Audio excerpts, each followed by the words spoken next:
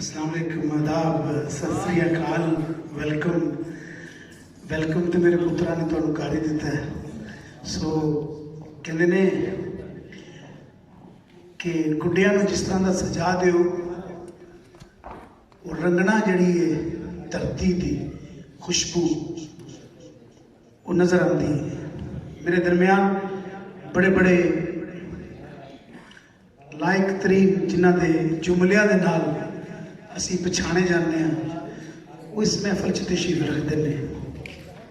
मेरी चाह नहीं कि मैं कोई बोल कह सका, क्योंकि कम अदब तो शुरू होता है तो अदब ते जाके ख़त्म हो जाता है। मैं अक्सर अपने वालिद साहब के अखाड़ियां च जाता होंदा सा। अखाड़े कहते सन उन्होंने, वक्फा आ गया पता नहीं क्यों, सकाफती जोड़मेल कहते ने इहदे ब्रिज बनते हैं। पंछी ते आवाज़ ते हवा इन्हां दा कोई रुकावा नहीं किसी पासे।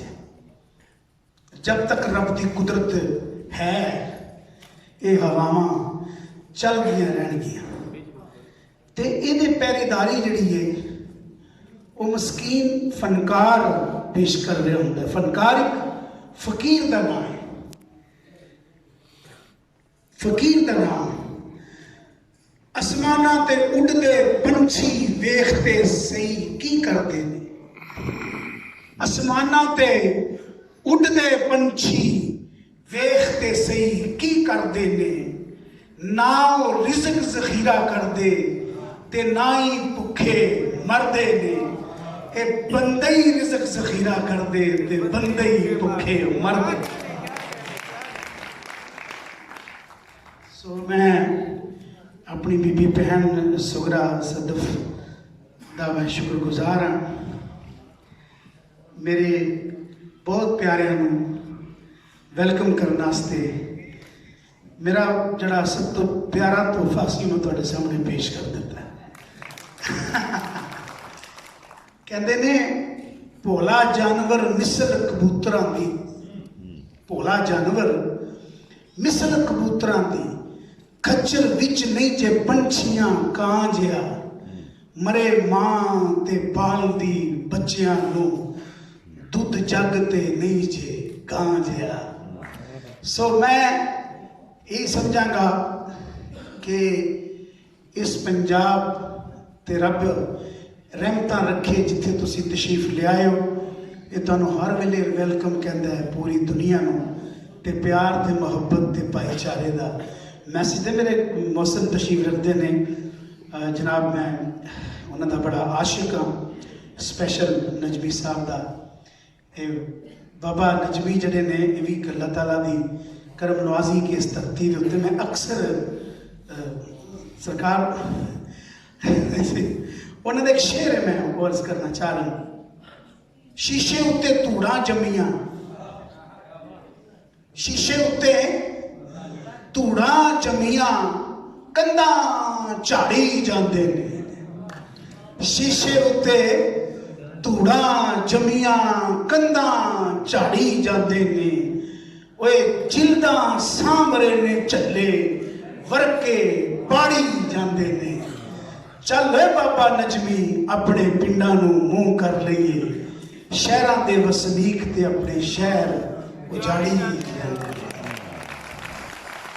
शायर जिवें तशरीफ फरमा ने मेरी शख्सियत मैं मोहतरम मैं अर्ज की कि मैं पीलू शायर पढ़ता रहा, मोहम्मद बूटा अखाड़िया च मैं गांदा रहा।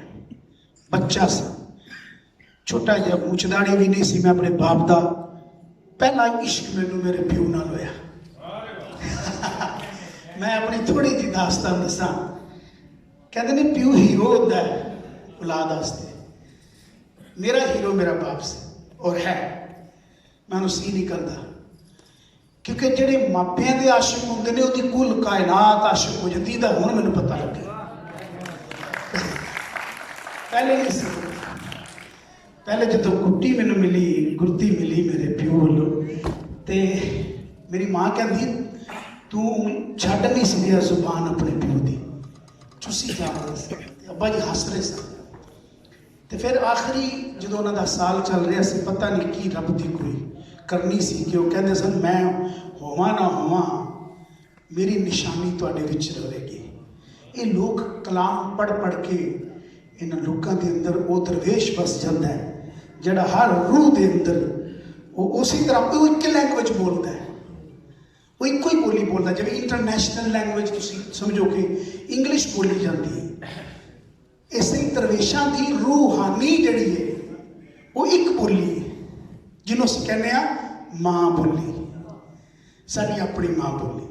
सो मैं तुहाडा ज़्यादा टाइम वेला लै गया, मैं माफ़ी चाहना। मापियां दे आशिक होवो, कायनात तुहाडी आशिक हो जाएगी। बहुत बहुत शुक्रिया, थैंक यू वेरी मच।